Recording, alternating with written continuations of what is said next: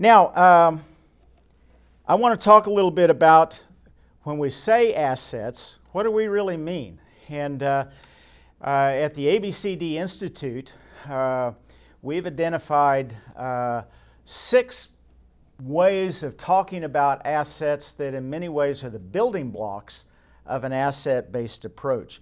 And I want to talk through and introduce those 6 types of assets to you here.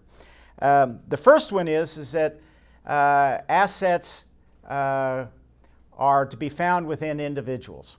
That all individuals, the assumption we make is, have gifts, have strengths, have capacities, have skills, and the like. And rather than focusing on the question of what's the problem, what are the problems you're encountering, an asset-based approach with individuals focuses on the question of, well, what are the skills that you have? What are the contributions that you can make? What are the things that you do well?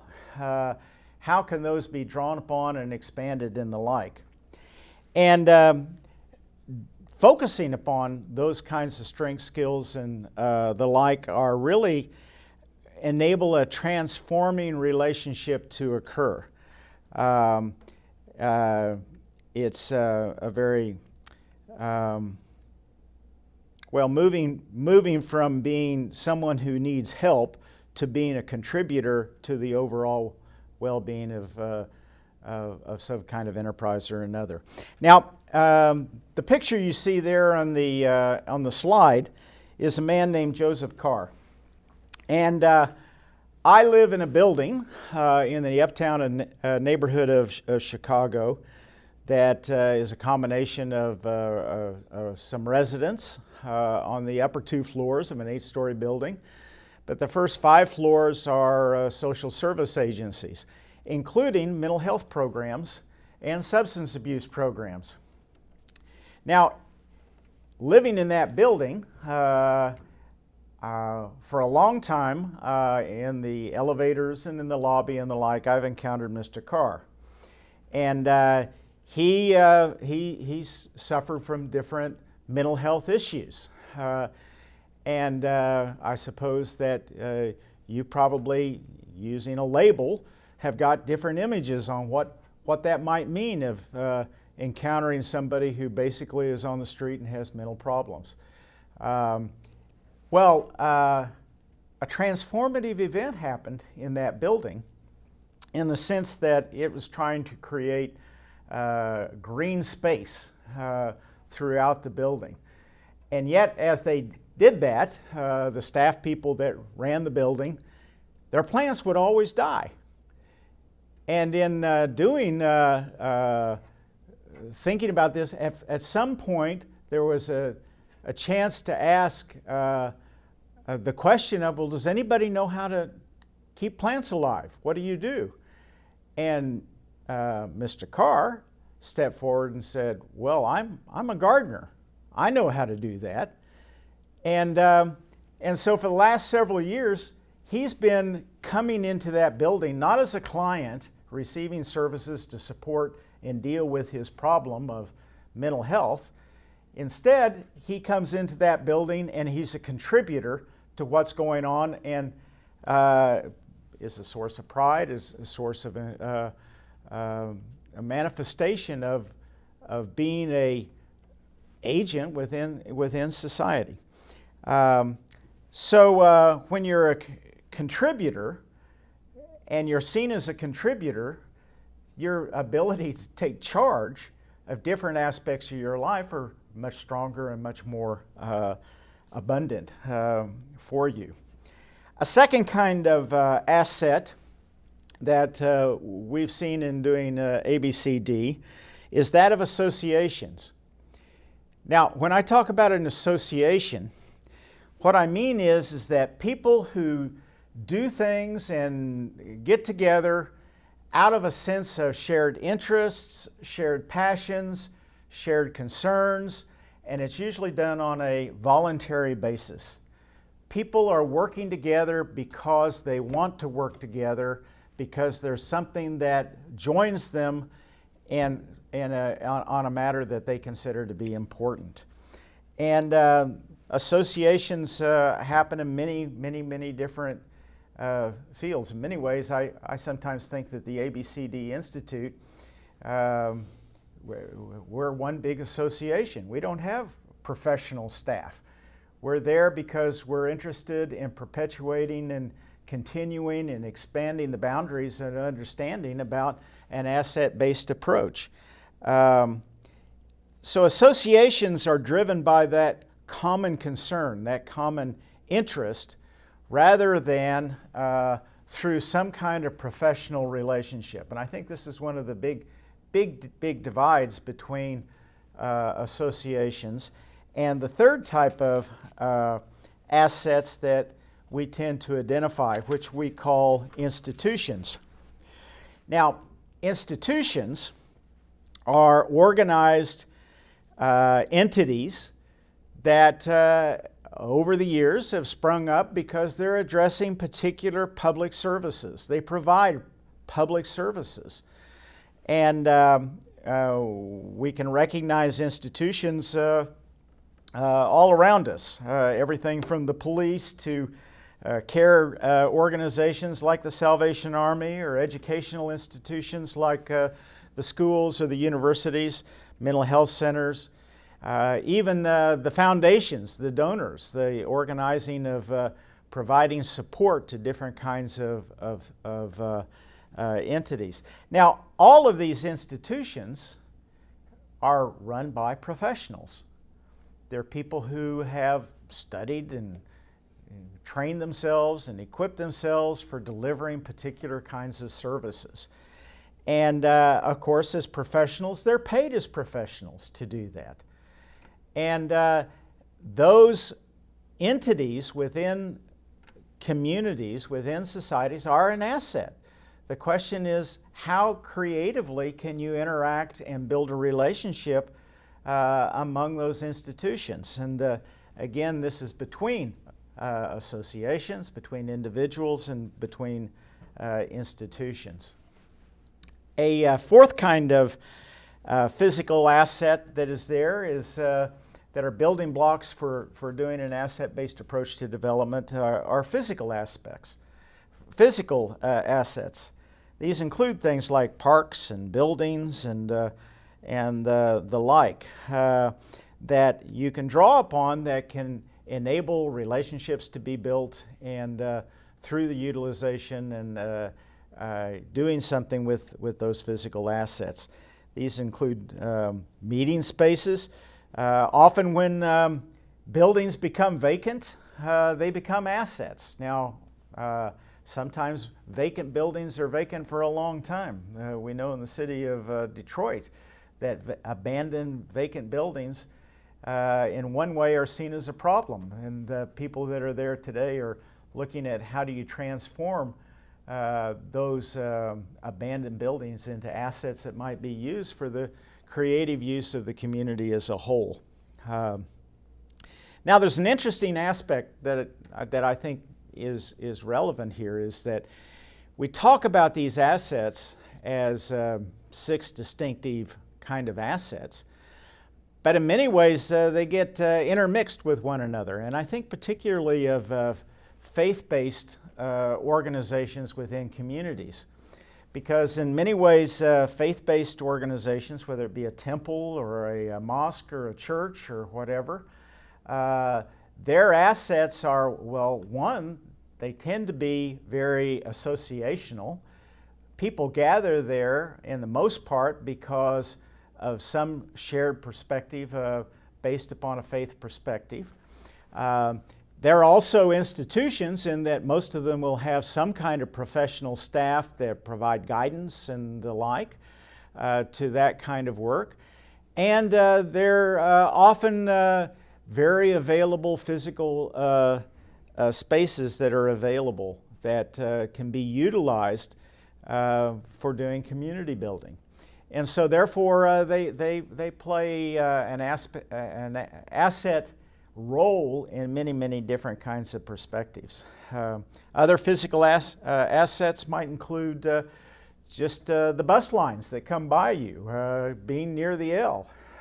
That's an asset. It's an external physical asset that is available within a community kind of context. The fifth building block, the fifth asset that we talk about in an ABCD approach are economic assets. And these are the financial resources and businesses, exchanges that are occurring within a community life. But in many ways, this is not just money. I'm not just talking about money, but I'm talking about the opportunity that these financial resources occasion for people, and the opportunity that exists on how those financial resources are used.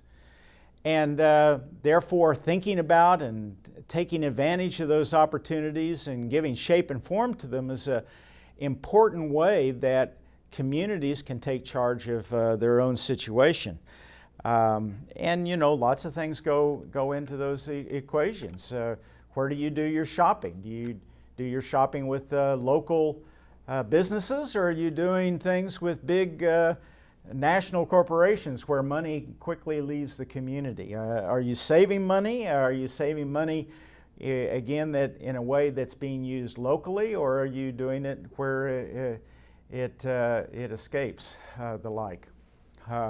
But this is an important kind of asset. I have one little story that I think about on this. A few years ago, I facilitated a conference that was in the suburb of Maywood. And they had a lot of gang-related shootings among their high school students and the like. And they did a big conference, and they wanted to talk about, well, what can we as our community do to address these kinds of issues? And so they got clergy together from the churches, they got teachers, and they got administrators from the schools to come. They got health experts and mental health experts from the community to come to this workshop. They had the police department that was there. They even were very progressive, and they thought they were, and they invited students to come to this workshop and to talk about, well, what are the challenges we face in dealing with this? How can we as a community take charge and address these kinds of things? And in many ways, that was a kind of asset-based approach. What really struck me and struck them was, as they talked about doing this, they said, well, we need some kind of summer activity for our young people in high school. And they talked about all kinds of activities from recreational things and the like. But then somebody said, well, what really is needed? We need jobs for these young people. And they looked around the room, and they didn't have a single representative of the local business community there. And it's a manifestation of, these are building blocks, but they're not isolated building blocks. The assets are interrelated with one another, and creating a healthy community means dealing with all those assets in a collective way that, and a holistic way that addresses all of them. The sixth asset that we found to be very important in an asset-based approach is cultural assets. And this has to do with the identity, history, stories within a community. And these often are very, very powerful assets that many times we tend to overlook. And yet, in some ways, I think they're among the most crucial. Recently, I just read an article about Chinatown here in Chicago. And the article focused upon the question of, well, why is it that Chinatown, in a relatively small space, geographical area, has now for decades been able to maintain its sense of identity and it's being a port of entry for immigrants from China and the like, and so on and so forth. And the article really focused upon, it was the deep cultural connections that the community itself recognized and worked to preserve and to maintain as a part of being an entity within society. And part of that, of course, is it was very interesting to me, was the kind of support mechanisms that occur within the Chinese community to support one another. And that includes support as people arrive as new immigrants for where they're going to live. And I think that the kind of support that they offer in terms of just locating people to live in the Chinatown area is a major piece of that attraction that occurs. And one of the reasons it happens is because people advertise available space in Chinese language newspapers. And it's a really reinforcing celebration of the cultural life that they're able to do and do well. Another aspect of this cultural life, I live in the uptown neighborhood of Chicago, but when I first returned to Chicago several years ago, there was a grand activity that occurred around what they called Scrap Metal Soul. And Scrap Metal Soul was going and talking to all the people who lived in Uptown, and it's a very, very diverse neighborhood, people from all kinds of ethnic backgrounds that are there, but having them tell their story. And then the contents of those stories then were formulated into plays that were performed by people from the neighborhood. And so you had people in the neighborhood rehearsing the important aspects of being a diverse community and really celebrating this. And it really was a practical way that you reinforce the culture of a community, you focus upon its identity, you rehearse its history, and through the telling of its stories. Public art is a major piece of this. And of course, these days we travel around the city of Chicago, and in most neighborhoods we're struck with the murals that are painted on the sides of buildings. The slide here shows one for Uptown that has been up there, and it's about 2 stories tall on a building on Sheridan Road. And it rehearses the story about who we are as an uptown neighborhood. And the slogan there is, where diversity brings success. Another one of my favorite works of public art is on the west side of Chicago. And this is almost a figure that looks like a skeleton, maybe raising or being raised up from the dead, I don't know. But it's probably 15 feet tall at the corner of Holman and Jackson. And it's a symbol of a story that's been told in that neighborhood for now 40 years, of that we are a decisional community, that we are about rebuilding and taking charge of our future. And though many people might look at us as down and dead, we're alive and well, and we stand as self-confident people in the midst of that. And that statue represents the kind of rehearsal of a cultural asset that's a key piece of that community's development. Now, these are the 6 assets that we tend to focus on in ABCD, and we do a lot of asset mapping, and the part of the assumption here is that you always start with what you have. You don't start with what you don't have. And yet many of the assets that exist within a community, and these 6 are an example of that, are overlooked and ignored and are not taken advantage of. Now, one warning I might offer in terms of doing asset-based development is that many people who approach and hear about this for the first time say, well, that's very, very interesting. And they themselves are outsiders, and therefore in many ways they're looking at an intervention within a community and they say, well, we'll do it as an asset-based approach and we'll do a mapping of the assets and we'll draw upon those within the community. But in a subtle kind of way, when it's outsiders who are doing that kind of compiling of assets, it becomes a subtle manifestation of a needs kinds of approach. The crucial issue here is who's doing the asset mapping? Is it people who are living in the community, people taking charge as agents of their own development, or is it outsiders who are doing this thinking that they're going to now have new information that they can serve as a more informed expert for creating a needs-based intervention?